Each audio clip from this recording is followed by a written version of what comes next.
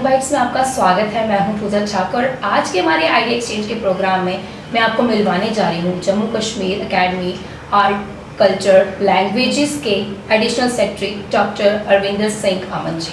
तो आइए सीधा ले चलते हैं उनके पास, अब जानते हैं उनके बारे में। Sir welcome to Young Bites. Thank you very much. Sir सबसे पहले तो आपके सफ़र की बात करेंगे, किस तरह से आपने शुरुआत की और यहाँ तक का सफ़र आपका कैसा रहा?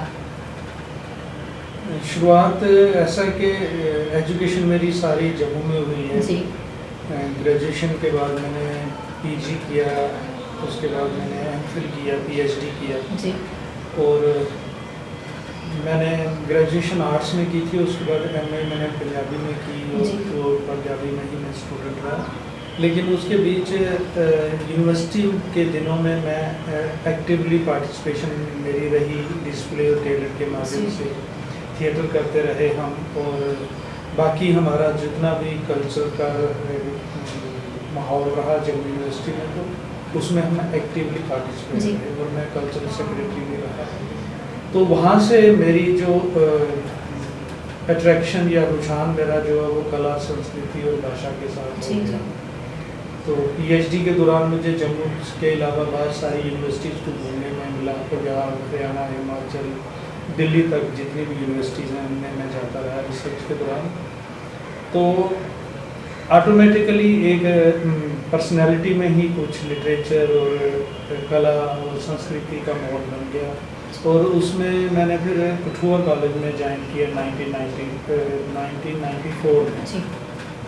तो वहाँ मैं पंजाबी का लेक्चरर लग गया जब एक सेशन के लिए। तो इन बिटवीन मैंने यहाँ JNK academy of art cultural languages में मैंने अप्लाई किया था एडिटर पंजाबी की पोस्ट के लिए। तो मेरी यहाँ सिलेक्शन हो गई।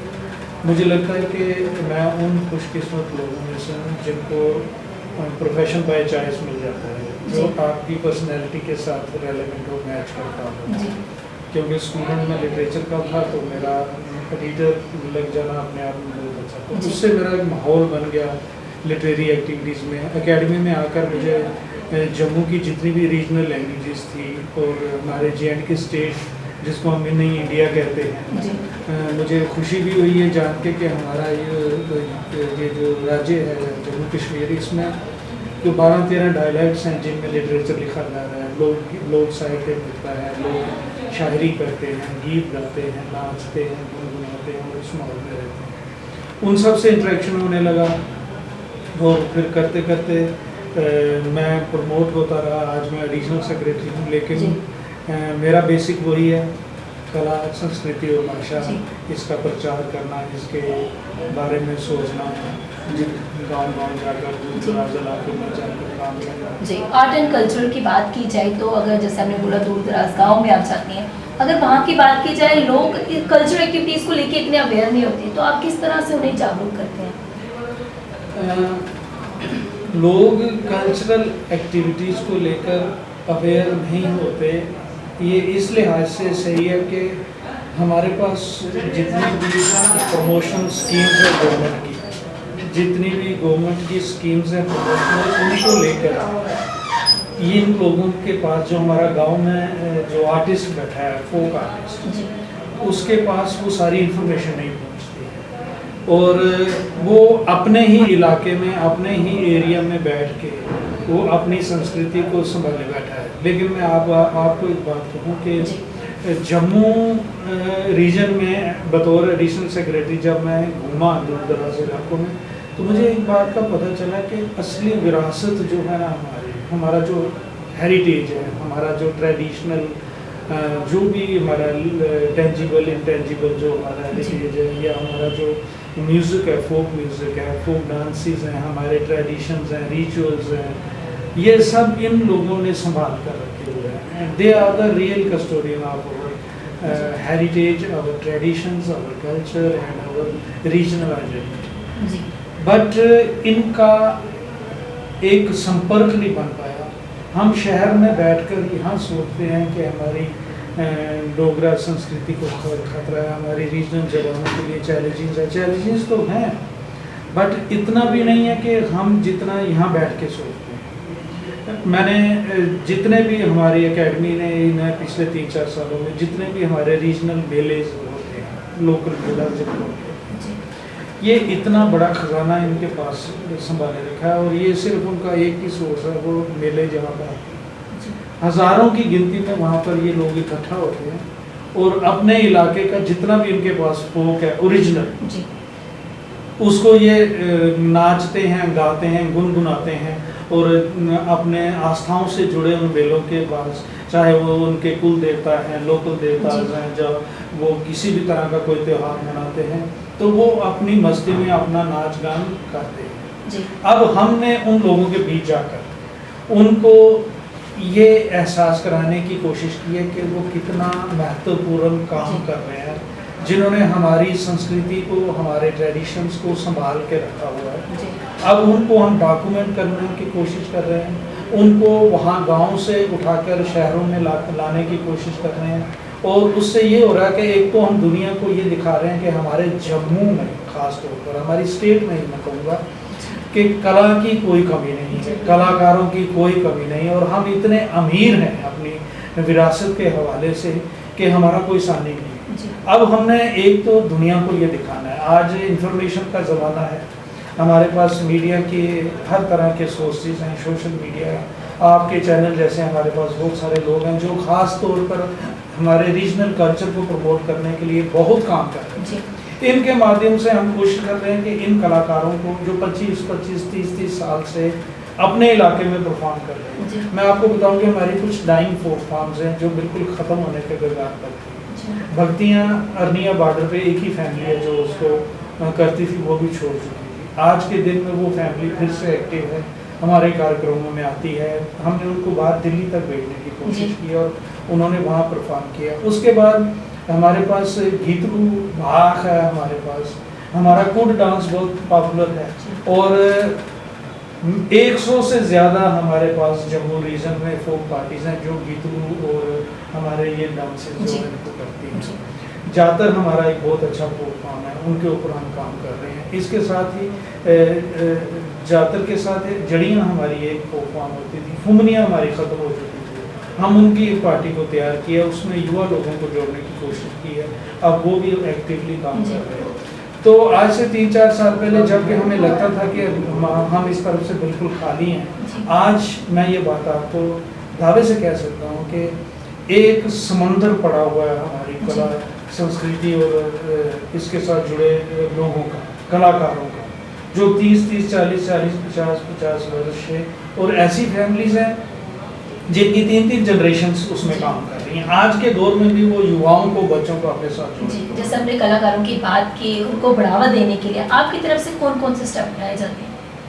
एक तो हम हमारा जो ट्रेडिशनल फोक है जी, इसको डॉक्यूमेंटेशन के लिए हम इन लोगों के पास जा रहे हैं, दूर-दराज इलाकों में, पहाड़ों की चोटियों पे, और इनका जो अपना रीजनल जो भी इनका फेस्टिविटीज़ जितनी भी हैं उनमें हम शामिल हो रहे हैं और हम हुए।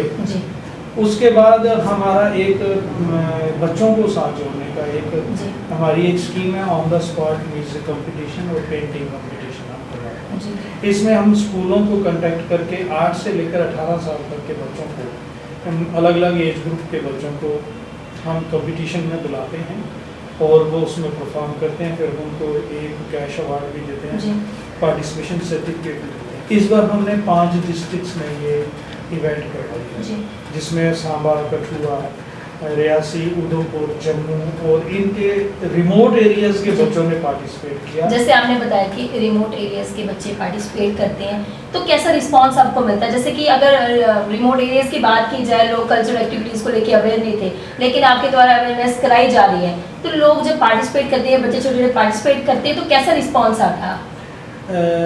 मैं पूजा जी आपको एक बात बताऊं कि हम जम्मू डिस्ट्रिक्ट में ये काम करते रहे हैं काफ़ी सालों से।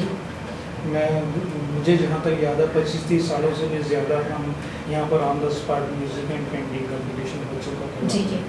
ये पिछले 3-4 सालों से हमने कोशिश की कि हम दूसरे डिस्ट्रिक्ट्स में जाएँ।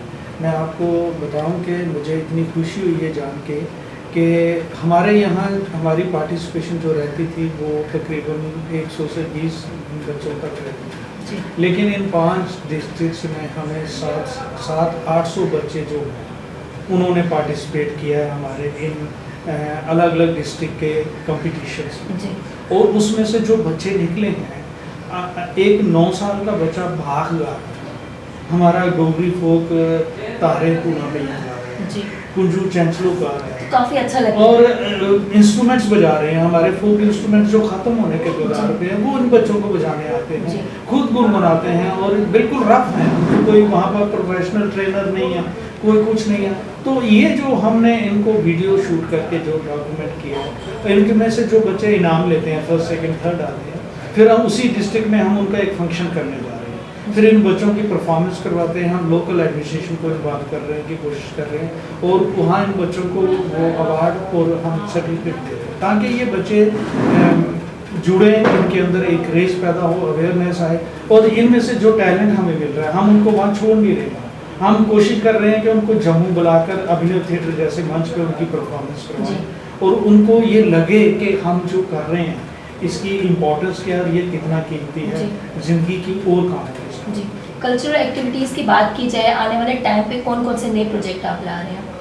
क्योंकि हमारी ये जो एकेडमी है ये Jammu Kashmir academy of art culture and language, इसमें हम साहित्य को भी देखते हैं। जी इसमें साहित्य में हमारी जम्मू में ख़ास तौर पर डोगरी और कश्मीर में कश्मीरी के अलावा उर्दू हमारी बहुत बड़ी ज़ुबान है, हिंदी हमारी राष्ट्रभाषा है, पंजाबी यहाँ की एक बहुत बड़ी ज़ुबान है, इसके साथ गोजरी, पहाड़ी, इवन लद्दाखी और शीना के साथ साथ हम दूसरे हमारे जो डायलेक्ट्स हैं इनके ऊपर भी हम काम कर रहे हैं।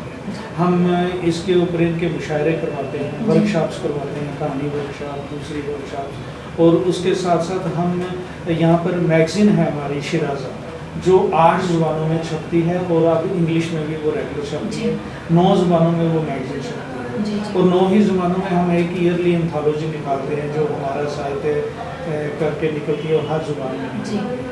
इसके साथ हम क्या करते हैं कि लोकल मुशायरा करते हैं, इसमें युवाओं को पार्टिसिपेशन देते हैं, फिर हम बेस्ट बुक अवार्ड्स देते हैं, हम राइटर को उनकी किताबें छपवाने के लिए हम सब्सिडी देते हैं और बहुत सारी ऐसी स्कीम्स हैं। सिर्फ लिटरेचर की ही अगर बात करी जाए तो कहानी गोष्ठियाँ और फिर हम कॉन्फ्रेंसेस करते हैं। ऑल इंडिया कल ही हमारे यहाँ अभिनव थिएटर में 2 दिन की all India Hindi writers conference चलने जा रहे हैं क्योंकि हिंदी दिवस है 14 सितंबर को और मैं आपके इस यंग बाइट्स चैनल के माध्यम से मैं सभी लोगों को हिंदी दिवस की शुभकामनाएं भी देना चाहूँगा और मैं उनसे विनती भी करना चाहूँगा कि सुबह 10 बजे इसका इनागुरेशन हमारे माननीय संजीव वर्मा IAS जो डिविजनल कमिश्नर हैं वो करेंगे और इसके बाद इसके 3-4 सेशंस होंगे जिसमें हमने बाहर से लोगों को बुलाया, हमारे इंटेलेक्चुअल्स वो पेपर पढ़ेंगे और पिछले साल 2017 में जो हिंदी साहित्य हमारे स्टेट में लिखा गया उसके ऊपर खुल के बात। वो डोगरी मानता दिवस है, अब हमारा 22 दिसंबर को होता है। हमने ये डेट फिक्स कर दी है Dogri conference, all India 2 days Dogri conference ये हर वर्ष होती है। पंजाबी की कॉन्फ्रेंस के लिए हमने 6 और 7 दिसंबर डेट फिक्स की है फिलहाल और उस दिन पंजाबी की कॉन्फ्रेंस होगी और इसमें हम बाहर से रियासत के बाहर से जो हमारे कलाकार हैं, राइटर हैं, जो हमारे शॉर्ट स्टोरी राइटर्स हैं, पोइट्री के लिखने वाले आवश्यक हैं, उनको बुलाते हैं और एक इंटरेक्शन होता है। फिर हम कॉलेजेस में जाकर हमारे गांधीनगर कॉलेज, परेड कॉलेज है हमारे यहाँ दूसरे जो कॉमर्स कॉलेज है कॉलेज है वहाँ जाकर हम एक्टिविटीज़ प्लान करते हैं। वहाँ ट्रेडिशनल पिछले दिनों हमने तारें तोड़ा हैं, परेड कॉलेज में प्रोग्राम किया ताकि यूथ हमारे साथ जुड़े। थिएटर को लेके हम एनुअल ड्रामा फेस्टिवल करते हैं, जम्मू डिस्ट्रिक्ट में भी करते हैं, रियासी में भी करते हैं, कुछ और उसको निकाल करते हैं। नुक्कड़ फॉर्म में हमारी पिछले दिनों बहुत सारी परफॉर्मेंसेज आपने देखा होगा, हमारी जितनी पार्क हैं, हरी पैलेस और इधर सभी जगह पे हरी पार्क में हमने ये प्रोग्राम भी किए। तो कुल मिलाकर एक बहुत लंबा हमारा प्रोसीजर है जो हम पूरी स्टेट में इसी पैटर्न पे काम कर रहे हैं और इन दिनों ख़ास तौर पर हमने जो फोकस किया हुआ उसमें हम बाहर से हमारे सेलिब्रिटीज़ जो हैं वो चाहे क्लासिकल डांस के हों, बड़े बाहर से अच्छे अच्छे प्लेयर्स हों, इंटरनेशनल थिएटर फेस्टिवल हमने किया, नेशनल थिएटर फेस्टिवल के लोग यहाँ पर आए, हमने वर्कशॉप की जिसमें बपी बोस आए थे, आज से 2 साल पहले। तो आज हमारे पास आप देखिए युवा रंगकर्मियों की एक ब्रिगेड है, 3-4 नए ग्रुप हमारे खड़े हो गए हैं जो थिएटर को समर्पित हैं और उस पर ऊपर काम कर रहे हैं। कुछ नए डायरेक्टर्स, नए एक्टर्स ने बहुत अच्छी प्रोडक्शन हमारी जिलों में हमारे यहाँ जम्मू में। तो ऐसी बहुत सारी हमारी पेंटिंग को लेकर हमने पेंटिंग को जैसे आपने बताया नए डायरेक्टर है, नए प्रोड्यूसर हैं, तो किस तरह से आप उनको बढ़ावा देते हैं? जैसे यंग डायरेक्टर की अगर बात की जाए तो इसमें थिएटर में हम वर्कशॉप्स का प्रोग्राम करते जी। हैं। अब हमने इस बार प्लान किया, मैंने अपने ड्रामा सेक्शन के ऑफिसर से भी बात की है कि हम डिस्ट्रिक्ट लेवल पे जाकर स्कूल और कॉलेजेस के साथ कंबाइन करके डायरेक्टर एजुकेशन में हमारे जो जम्मू के हम डायरेक्टर स्कूल एजुकेशन उनके साथ हमारी मीटिंग भी हो चुकी है और वो they are very quite enough to help us. उन्होंने कहा कि हम आपके साथ सपोर्ट करेंगे। उनकी कोलैबोरेशन में हम बहुत सारी वर्कशॉप्स, बहुत सारी एक्टिविटीज़ जो लिटरेचर के साथ लिंक है, डांसेस के साथ लिंक है, हमारा रीजनल हेरिटेज के साथ लिंक है, वो लेकर हम कर रहे हैं और डिस्ट्रिक्ट लेवल पे जाकर। आर्ट एंड कल्चर की बात की जाए, आपने जैसे आपने भी कल्चरल एक्टिविटीज़ में पार्टिसिपेट किया, तो कौन कौन सी कल्चरल एक्टिविटीज़ देखी जिनमें मैं पार्टिसिपेट करता, मैं थिएटर, माइम और स्किट यूनिवर्सिटी लेवल में करता जी। था। उसमें मुझे हमने पंजाबी डिपार्टमेंट ने 1989 से लेकर 92 तक थिएटर, माइम और स्किट का कोई भी इनाम किसी को नहीं लेने दिया। जी। तो वो best actor, best actress, best director, best play, best production, वो सारा हमारे पास ही जी। होता था। वो एक माहौल था, जुनून था काम करने का। तो अभी आपका मन करता है कि आप अभी भी पार्टिसिपेट करें ऐसा कुछ? मैं आजकल अपनी भड़ास प्रोग्राम करवा कर निकाल लेता हूँ। जी। मैं पहाड़ों की चोटियों पर अगर जाकर पहुँचता हूँ तो उसके पीछे मेरे अंदर का बैठा हुआ वो कलाकार है जी। जो ना मुझे थकने देता है और ना मुझे रुकने देता है। जी। और मैं उससे बहुत प्यार भी करता हूँ, मैं उसकी कदर भी करता हूँ, शुक्रिया भी अदा करता हूँ कि वो जिंदा है तो मुझसे काम हो रहा है जितना मैं कर पा रहा हूँ। जी। हमारे इस प्रोग्राम के अंतिम में जो भी व्यूअर्स आपको देख रहे हैं, एक जोगरी संगीत अगर आप गा दीजिए। मिठरिए डोगरे दी बोली ते खंड मिठे लोग डोगरे तारे धूना पईयां कंडियां पिया बरसाला। बहुत सारा फोक है जो मुझे याद है। मैं जहाँ भी जाता हूँ अस डोगरे आखने हैं शाने करने, जी। असें जित्तियां ने जंगा कमसाना करने। जी। और यहीं से हमारा जो डोगरा करेक्टर है वो रिफ्लेक्ट होता है। जी। हमारा डोगरा एरिया कितना खूबसूरत है। कंडी इलाके में चले जाओ, पहाड़ों में चले जाओ, तो दुनिया में अगर वाकई अगर स्वर्ग मिलेगा तो हमारे यहाँ आकर आपको वो खूबसूरती मिलेगी। हमारे माध्यम से जो भी दर्शक आपको देख रहे हैं, क्या संदेश है आपकी तरफ से? संदेश मैं क्या दूँ, सिर्फ अपने जो मेरे यूथ है, मैं उन यूथ को एक गुजारिश, एक रिक्वेस्ट करनी चाहूँगा, चाहे मैं उनसे बड़ा हूँ, कि आप ये मैं बात हर जगह कहता हूँ, आज भी कहूँगा कि यंग बाइट्स के माध्यम से जो भी व्यूअर इस वक्त मेरे साथ जुड़ा है या बाद भी इसको देखेगा, तो मेरा जो युवा ब्रिगेड है वो ज़िंदगी की सबसे ऊंची शिक्षा ग्रहण करे, सबसे लेटेस्ट टेक्निक को उसका पता हो, वो दुनिया के शिखर तक पहुँचे, ताकि हम कह सकें कि हमारी डोगरा धरती का यूथ है जिसमें वो सारी सलाहियत हैं कि वो दुनिया में नंबर 1 बन सके। वो चाहे एजुकेशन का फील्ड हो, वो चाहे आर्मी हो, वो चाहे मेडिकल प्रोफेशन हो, वो चाहे इंजीनियरिंग हो, वो चाहे कमर्स हो, वह कुछ भी। लेकिन एक शर्त ज़रूर है, वो ये कि जो कमिटमेंट मैं आपसे लेनी चाहूँगा कि आप जहाँ भी जाओ, दुनिया के किसी भी मुकाम पे पहुँचो, अपनी मातृभाषा, अपना पहरावा, अपनी संस्कृति और अपने कल्चर को साथ लेके जाओ, ताकि लोगों को पूछना ना पड़े कि हमारा यूथ जो है वो किस प्रदेश से आया, बल्कि उनको आपसे बात करने से और आपको देखते ही लगे कि ये जम्मू की धरती डोगरा से जुड़ा हुआ वहाँ का youth. Thank you so much sir हमारे साथ जुड़ने के लिए, अपना कीमती वक्त देने के लिए। थैंक यू वेरी मच, शुक्रिया। तो ये थे हमारे साथ डॉक्टर अरविंदर सिंह अमन। काफ़ी अच्छा मैसेज इन्होंने आज के यूथ को दिया कि हमें अपने कल्चर को आगे लेके जाना चाहिए। अगली अपडेट हम आपको देते रहेंगे, जुड़े रहे यंग बाइट्स के साथ। मुझे दीजिए इजाज़त, वीडियो जर्नलिस्ट अभिषेक के साथ। नमस्कार।